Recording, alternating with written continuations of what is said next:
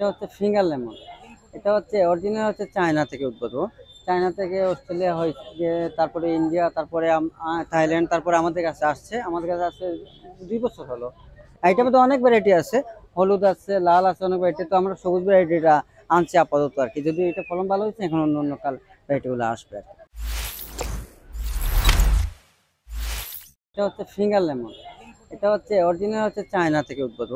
China থেকে Australia হয়েছে, তারপরে ইন্ডিয়া, তারপরে থাইল্যান্ড, তারপরে আমাদের কাছে আসছে। আমাদের কাছে আসছে 2 বছর হলো। এটা ফলনটা খুব ভালো, এবং এটা হচ্ছে আপনার ওই যে চাইনিজে যেভাবে খায় আর কি, খাওয়ার ফসল, রসটা কম হয় কিন্তু এটা পুষ্টি উপাদানটা বেশি। এবং চাইনিজরা এগুলা সাধারণত সালাদ আইটেম হিসেবে ব্যবহার করে থাকে। এবং এটা ফলন অত্যাধুনিক ফলন, এবং বাংলাদেশে এটা বাণিজ্য ভিত্তিতে চাষ হচ্ছে।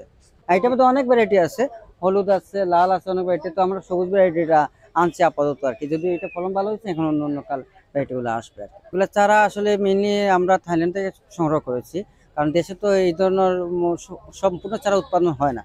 বাংলাদেশে যেটা হয়, বাংলাদেশ কৃষি গবেষণা ইনস্টিটিউট যেটা করে, বাড়ি লেবুগুলো উৎপাদন করতেছে, জাম্বুরাগুলো উৎপাদন করতেছে, আম উৎপাদন করতেছে। এখন পর্যন্ত ওই যে বিদেশি যেগুলা, ওগুলা উৎপাদন এখন শুরু হয় নাই। এটা আসলে আমরা বাঙালি খাবারের সাথে বলতে, এটা মনে করেন সবজি হিসাবে যেভাবে খাওয়ানো হয় এইভাবে খেতে হবে, বা নুডলস বা এই সালাড আইটেমের সাথে এইভাবে সিদ্ধ করে খেতে হবে।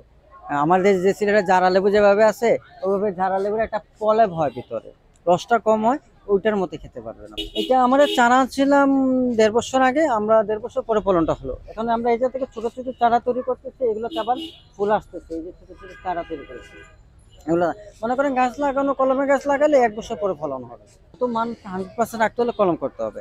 কারণ বীজ থেকে, যেমন আমি বলি, আপনি এই একটা ফলে একটু সমস্যা আছে, এই ফলটা ভালো আছে, এই ফলটা বীজ থেকে যদি আমি চারা করি, তাহলে গুণগত মান এটাই থাকবে, ওইটা হবে না।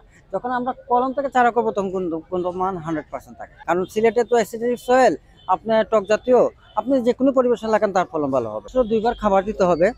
আর প্রতি মাসে যদি একবার পারেন একটু কীটনাশক স্প্রে করলে ভালো, কারণ সিলেটে অতিবৃষ্টি, যার জন্য পোকার আক্রমণটা হয়। যেমন এই জায়গায় আমাদের 5 দিন ধরে আসলে, 5 দিনের ভিতরে এই যে পোকা খাওয়া শুরু করে বলছে। আমরা ওষুধ মারতে পারতেছি না মেলাতে, তো অনেকে হাত দিয়ে ধরবে, প্রবলেমটা হবে।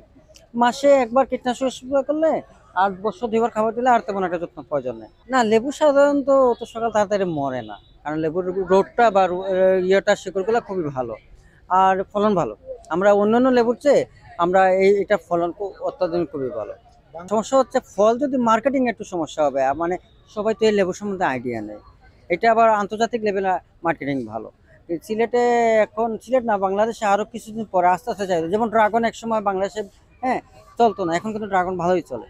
এরকম আস্তে আস্তে হবে, মার্কেটিংটা তৈরি হবে। আমরা আসলে, এটা তো বড় গাছ, আমরা 25,000 চাচ্ছি, 20,000 হলে বিক্রি করবো। আর ছোট কলম যেগুলো, এগুলো 500-600 টাকা কলম। আবার নতুন যেগুলো প্রোডাকশন আসতেছে, এগুলো আবার 2 মাস পরে 200-250 টাকা আমরা সেল করতে পারবো।